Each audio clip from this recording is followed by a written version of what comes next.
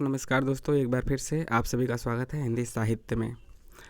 हम लोग PYQ देख रहे हैं और 2020 का 20, 21, 22, 23 यह हमारा देखने की क्या है तैयारी है। 2021 का हमने देख लिया है पूरे 100 क्वेश्चन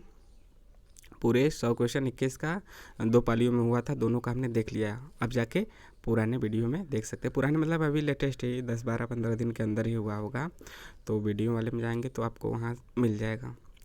दूसरी चीज़, चैनल को सब्सक्राइब भी कीजिए ताकि ऐसे ही महत्वपूर्ण जानकारियाँ और जो वीडियो हैं आप तक पहुंचता रहे। लाइक शेयर भी करते रहें। चलिए शुरू करते हैं बिना समय गवाए। 81 से लेकर 100 तक करेंगे हम। 20-20 क्वेश्चन करते हैं 5 पार्टों में। यह आपका 100 क्वेश्चन ख़त्म हुआ। बहुत ज़्यादा हो जाएगा ना, यदि 50 क्वेश्चन एक साथ करने लगे 1 घंटा को हो जाएगा। बताइए कौन देखेगा फिर, मतलब बोरिंग हो जाएगा एक तरीके से ना। इसीलिए हम सोचते हैं 15 से 20 मिनट में आपका 20 क्वेश्चन ख़त्म हो जाए। चलिए देखते हैं, प्रकाशन वर्ष की दृष्टि से निम्नलिखित नाटकों का सही अनुक्रम क्या होगा। तो इसका सही जवाब है ऑप्शन नंबर ए। इसका मतलब क्या है, इसका मतलब हम आंसर में सीधे देखते हैं ताकि वहाँ पे हमें स्पष्टता से समझ में आए। क्वेश्चन तो वही है, उसी को क्रम से लगाना था। देखिए बकरी जो है 1974 का है, बकरी है, एक द्रोणाचार्य, एक और द्रोणाचार्य है, ये दोनों आपके नेट के सिलेबस में लगे हुए हैं। बकरी 1974 का सर्वेश्वर दयाल सक्सेना इसके लेखक हैं। एक और द्रोणाचार्य, यह 1977 का है, यह शंकर शेष का। 74-77 यह शंकर शेष का है। ठीक, देहांतर किसका है, और ये दोनों आपका क्या है, नाटक है, बकरी और एक और द्रोणाचार्य। देहांतर 1987 का है, किसका है, आचार्य नंदकिशोर का। भूख आग है 1998 का है, कृष्ण बलदेव वैद्य का। यानी जो भी क्वेश्चन दिया जाएगा वह लगभग आपके जो नेट के सिलेबस में लगे हुए हैं वहीं पे कभी कभी 2 ऑप्शन वहाँ से रहेगा, कभी कभी 3 रहेगा, तो वहाँ से ऑप्शन तो ज़रूर रहेगा जो नेट के सिलेबस में रचनाकार हैं और रचनाएँ हैं। तो उसको अच्छे से आप पढ़ लिए, उनके रचनाओं को पढ़ लिए, जो रचनाकार हैं कौन अन्य रचनाओं को पढ़ लीजिए, उसको कालक्रम के अनुसार लगा लीजिए, तो फिर आपकी आधी समस्या तो दूर हो जाती है। क्वेश्चन 82, प्रकाशन वर्ष के अनुसार हम लोग देखेंगे 81 से लेकर 100 तक। आज 100 क्वेश्चन आते हैं, जैसा कि आपको पता है आपके जो सब्जेक्ट है 100 क्वेश्चन वहाँ से आते हैं। पेपर 1 से 50 क्वेश्चन आते हैं, कुल 150 क्वेश्चन आते हैं, 300 नंबर के आते हैं। ठीक, और 3 घंटे का समय। ऑफलाइन पेपर होगा इस बार 18 जून, एक साथ सबका। प्रकाशन वर्ष के अनुसार निम्नलिखित निबंध संग्रहों का सही अनुक्रम क्या है।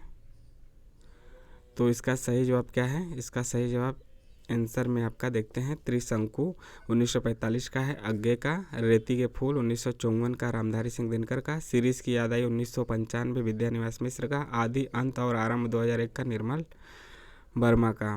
क्वेश्चन 83 है, निम्नलिखित दलित आत्मकथाओं को प्रकाशन वर्ष की दृष्टि से सही अनुक्रम में व्यवस्थित कीजिए। जूठन, शिकंजे का दर्द, मुर्दहिया, अपने अपने पिंजरे। देखिए यहाँ पे मुर्दहिया जो है ना डॉक्टर तुलसीराम का, वह नेट के सिलेबस में लगा हुआ है, तो कम से कम एक तो जरूर देगा। कितनों कम देगा तो एक तो देगा ही, जो नेट के सिलेबस में लगा हो ऐसी रचना। तो अपने अपने पिंजरे 1995 का है, 2 भागों में है, मोहनदास नैमिषारण्य का है, यह दलित आत्मकथाओं से जुड़ा हुआ सभी रचना है। जूठन है 1997 का, ओम प्रकाश वाल्मीकि का। मुर्दहिया 2010 नेट के सिलेबस में डॉक्टर तुलसीराम का है, ज़रूर पढ़िए, बहुत ही अच्छा है। ग्रामीण इलाकों से जुड़ा है और बिल्कुल सटीक लिखा गया है, लेखक ने जैसा जिया वैसा लिखा। शिकंजे का दर्द 2011 का है, सुशीला टॉगभवरे का है। क्वेश्चन 84 है, मार्क्सवादी समीक्षकों की निम्नलिखित रचनाओं को प्रकाशन वर्ष की दृष्टि से सही अनुक्रम में व्यवस्थित कीजिए। तो इसको मार्क्सवादी आलोचकों को सही अनुक्रम में व्यवस्थित करना है और इसको देखते हैं। देखिए किस प्रकार से है, यह सब क्या है, मार्क्सवादी आलोचक हैं। जैसे कि रंगे राघव पर इनका जो रचना है प्रगतिशील साहित्य के मानदंड 1954 का है। मुक्तिबोध का है कामायनी एक पुनर्विचार 1961 का। शिव कुमार मिश्र का है मार्क्सवादी साहित्य चिंतन इतिहास तथा सिद्धांत 1973 का है। रामविलास शर्मा का है भारतेंदु युग और हिंदी भाषा की विकास परंपरा 1975 का। क्वेश्चन नंबर 85, निम्नलिखित कवियों को उनके जन्म वर्ष के आधार पर व्यवस्थित कीजिए। ठीक है, यहाँ पे देख सकते हैं बिहारी, देवमती राम, जसवंत, ये सब क्या हैं आपके कवि हैं, देखिए बिहारी का जन्म हुआ था 1595, जन्म वर्ष भी याद रखना है सभी रचनाकारों के कम से कम जो कि सिलेबस में है। बिहारी 1995, सॉरी 1900 नहीं 1500, मतीराम है 1617, जसवंत सिंह 1626, देव का है 1673। Question number 86। दो कथन दिए हैं, एक को स्थापना यानी एसर्शन और दूसरे को तर्क यानी रीजन कहा गया है। एसर्शन है संचारी भावों के उन्मेष द्वारा सहृदय सामाजिक में रस निष्पन्न होता है। रीजन है भारत के रस सूत्र के व्याख्याकारों ने इसी तथ्य को अलग अलग तर्कों से पुष्ट किया है। तो क्या कौन सी बात सही है? तो दोनों बातें गलत हैं। क्या हैं? दोनों बातें गलत हैं।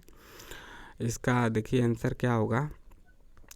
स्थापना संचारी भाव के उन्मेष द्वारा सहृदय सामाजिक में रस निष्पन्न होता है तथा भारत के रस सूत्र के व्याख्याकारों ने इसी तथ्य को अलग अलग तर्कों से पुष्ट किया है। अलग अलग तर्कों से पुष्ट किया है, दोनों कथन गलत है क्योंकि भरत मुनि ने अपनी पुस्तक नाट्य शास्त्र के 6ठे अध्याय में रस सूत्र की व्याख्या इस प्रकार की है। विभावानुभाव व्यभिचारी संयोगादृश निष्पत्ति, अर्थात विभावानुभाव और व्यभिचारी भावों यानी संचारी भाव के संयोग से रस की निष्पत्ति होती है। अगला है क्वेश्चन नंबर 87 है, यह भी आपका एसर्शन और रीजन है। एसर्शन देखते हैं क्या है। प्रेम निजी भाव है, साहित्य में उसका चित्रण असामाजिक हो जाता है। और तर्क दिया गया है क्योंकि प्रेम का चित्रण मांसल ही होता है जिसके कारण उसमें अश्लीलता आ जाती है। तो देखते हैं इसका क्या आंसर है। लग तो रहा है कि दोनों बातें आपकी गलत हैं और ऐसा है भी। क्वेश्चन नंबर ए मतलब ए और आर दोनों गलत है, दोनों गलत हैं। क्वेश्चन नंबर 88 देखते हैं। कथन है समर्पण सगुण भक्ति का मूल है और कथन दूसरा है भक्ति आंदोलन एकमात्र अद्वैतवाद से प्रभावित रहा है। तो इसमें आपको चुनना है कि दोनों बातें सही है या फिर दोनों सही है, दोनों गलत है, एक सही एक गलत, क्या है। तो इसका सही जवाब है सी। सी का मतलब कि पहला कथन सत्य है, दूसरा कथन गलत है। फिर से देखते हैं, सत्य है। देखिए समर्पण सगुण भक्ति का मूल है, सही बात है। और भक्ति आंदोलन एकमात्र लगा देता है, ओनली लगा देता है, तो ज़्यादातर चीज़ें गलत हो जाती हैं। केवल ऐसा नहीं है, इसके अलावा भी अद्वैतवाद से प्रभावित रहे हैं चीज़ें, ठीक है।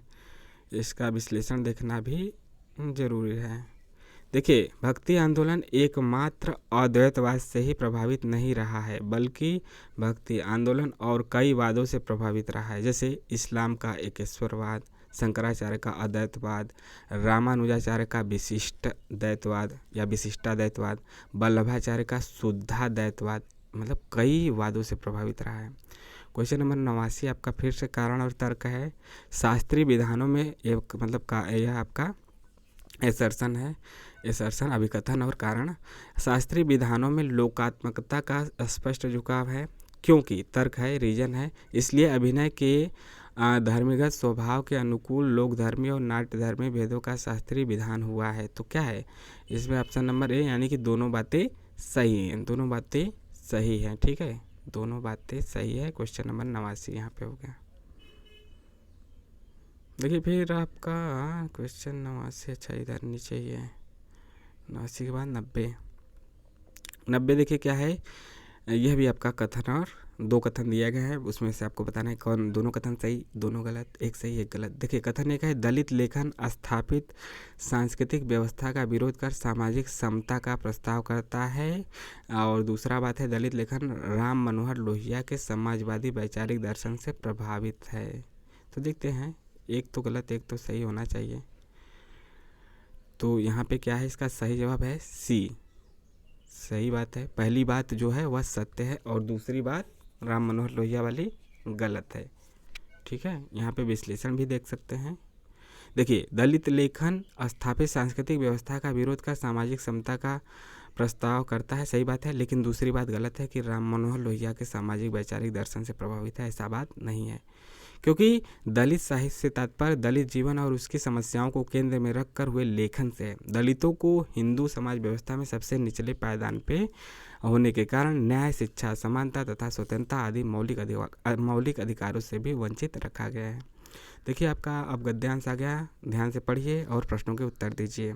यहाँ पे हम बढ़ने वाले नहीं हैं, सीधे आंसर देंगे और आपका भी लगभग सही हो जाएगा। 10 क्वेश्चन रहेगा तो 10 में से 9 8 कितनों खराब होगा तो 8 9 सही हो जाता है।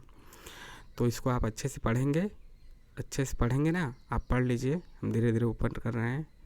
अच्छे से आप इसको पढ़ेंगे, रोक के पढ़ सकते हैं, वीडियो को देख के पढ़ सकते हैं, और आंसर पे हम सीधे आते हैं तो आपको आसानी से कर ले जाएंगे। क्वेश्चन नंबर 91 है, भक्ति आंदोलन जातीय आंदोलन का सांस्कृतिक प्रतिबिंब था से लेखक का क्या आशय है? तो इसका क्या आंसर है? ऑप्शन नंबर बी है, भक्ति आंदोलन ने सामंती व्यवस्था को तोड़ने का काम किया है। ठीक, इसके बाद अगला क्वेश्चन है 92, जाति यानी कि नेशन के संगठन में बाधक तत्व कौन सा है? तो इसका सही जवाब है ऑप्शन नंबर डी, यानी कि केंद्रीय राज सत्ता द्वारा जागीरदारों की स्वच्छंदता को प्रश्रय देना। ये सब जब आप गद्यांश पढ़ेंगे ना तो आसानी से उसी के अंदर ये सब चीज़ें हैं, बस छाट के कर देना है। 93 है, संस्कृति प्रभुत्व से लेखक का संकेत किस संस्कृति के प्रभुत्व से है? तो इसका सही जवाब है ऑप्शन नंबर डी, यानी कि पुरोहितों की संस्कृति का प्रभुत्व से। देखिए कभी कभी क्या होता है, जो गद्यांश देता है ना, कभी कभी सीधा क्वेश्चन दे देता है, कभी कभी आपको गद्यांश को पढ़ के, क्वेश्चन को पढ़ के समझ के आधार पे करना पड़ता है। कभी कभी सीधा नहीं भी मिलता है तो वह थोड़ा सा कठिन हो जाता है, तो वहाँ पे आपको जो वाक्य कहना चाहता है वाक्य में उसको समझ के फिर आंसर लगाना है। ठीक है, लेखक के अनुसार संत साहित्य का प्रसार किस अर्थ में अनूठा था? तो इसका सही जवाब है ऑप्शन नंबर बी, यानी संतों ने जनता की संस्कृति को फैलाने में मदद की है। क्वेश्चन 95 है, शेर शाह और अकबर के शासनकाल के कौन से गुण ने भक्ति आंदोलन को फैलने में मदद पहुंचाई? तो इसका सही जवाब है ऑप्शन नंबर बी, यानी उनका विस्तृत उदारवादी और अस्थायी साम्राज्य ने। विश्लेषण भी देख सकते हैं, शेर शाह और अकबर के निम्न गुणों ने भक्ति आंदोलन को फैलने में मदद पहुंचाई, यानी कि उनका विस्तृत उदारवादी और अस्थायी साम्राज्य। देखिए ये 5 हो गया। एक और गद्यांश दिया है, वहाँ से 2 गद्यांश देता है, दोनों से 5-5 क्वेश्चन पूछता है और 10 क्वेश्चन हो जाते हैं गद्यांश के। और ये पेपर 2 जो आपका रहेगा, जो पीजी का सब्जेक्ट है, उसमें 10 गद्यांश, 2 गद्यांश 5-5 गद्यांशों के रूप में, और पेपर 1 से 1 गद्यांश आपका रहेगा 5 क्वेश्चन का। ठीक है, इसको पॉज करके पढ़ लीजिएगा। तो पूरे पेपर में 150 क्वेश्चन में आपका 15 गद्यांश के क्वेश्चन आ जाते हैं, तो वहाँ पे आपको लगभग 14, 15, 13 जिसका जितना होगा, मतलब 1-2 गलत होगा और ज़्यादातर लोगों का पूरा सही हो जाता है, तो वहाँ पे आपका 15 नंबर तो ऐसे ही बोनस में मिल जाता है, मतलब अच्छे से आसानी से कर लेते हैं। देखिए यह 95 से लेकर 100 तक है, यानी 96, 97, 98, 99, 100, 5 क्वेश्चन। देखिए गद्यांश आपने पढ़ लिया, सीधे आंसर देखते हैं। उपर्युक्त अनुच्छेद के आधार पर निम्नलिखित में से कौन सा कथन सही है? तो इसका सही जवाब है ऑप्शन नंबर ए, साहित्यकार प्रचारक नहीं है, मतलब इसी के अंदर है, इसी गद्यांश के आधार पे। 97 है, उपर्युक्त अनुच्छेद के आधार पर निम्नलिखित में से कौन सा कथन सही नहीं है? यानी कि यह बी वाला सही नहीं, बाकी गद्यांश के आधार पे सही है। तो बी क्या है? साहित्यकार पर समाज का प्रभाव पड़ना आवश्यक नहीं है। ठीक है, क्वेश्चन 98 है, उपर्युक्त अनुच्छेद के आधार पर राष्ट्र के लिए उपयोगी साहित्य सर्जक की पहचान क्या है? तो इसका सही जवाब है ऑप्शन नंबर सी, सत्य का ग्रहण और निर्भयतापूर्ण अभिव्यक्ति। क्वेश्चन ध्यान से पढ़िएगा, मतलब कि यहाँ पे ध्यान दीजिएगा कि कौन उपयोग, मतलब नहीं है पूछ रहा है कि या फिर है, यह भी ध्यान रखिए, जैसे यहाँ पे नहीं था। ठीक, अगला क्वेश्चन 99 है, उपर्युक्त अनुच्छेद के आधार पे साहित्य का पुनीत अनुष्ठान क्या है? तो इसका सही जवाब है ऑप्शन नंबर डी, यानी असीव की क्षति। और आखिरी क्वेश्चन आज का, उपर्युक्त अनुच्छेद के आधार पर साहित्यकार के लिए पात्रों और परिस्थितियों का ख्याल रखना क्यों जरूरी है? तो इसका सही जवाब है रस के उद्रेक के लिए। किसके लिए? रस के उद्रेक के लिए। तो यहाँ पे सभी क्वेश्चन समाप्त हुए, और आपको कैसा लगा जरूर कमेंट के माध्यम से बताइए, और जो आपके डाउट है, सवाल है, सुझाव है, वह कमेंट जरूर कीजिएगा। टेलीग्राम से भी जुड़ सकते हैं, जिसका लिंक डिस्क्रिप्शन में है। ठीक है, चैनल को सब्सक्राइब, लाइक, शेयर भी करते रहिए। मिलते हैं नेक्स्ट वीडियो में। जय हिंद, जय भारत। आपका दिन शुभ हो।